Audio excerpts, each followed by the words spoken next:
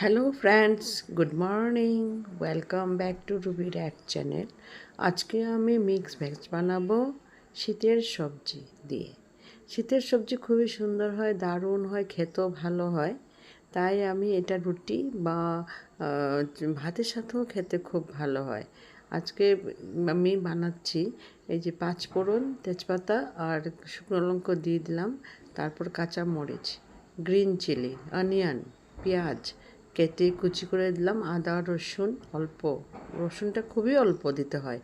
তারপর ভেজগুলো মিক্স সবজিগুলো ঢেলে দিলাম, ঢেলে তার মধ্যে আমি হলুদ, লবণ, শুকনো লঙ্কার গুঁড়ো, একটু জিরা গুঁড়ো, একটু ধনিয়ার গুঁড়ো দিয়ে আমি সবগুলোকে ভালো করে মিক্স করে তারপর কিছুক্ষণের জন্য ঢেকে রেখে দিব।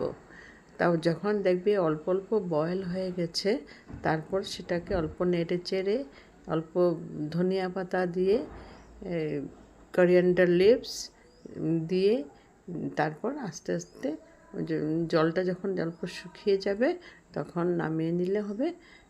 খুবই খেতে ভালো হয়, টেস্টি হয়। তোমরা ট্রাই করে দেখো।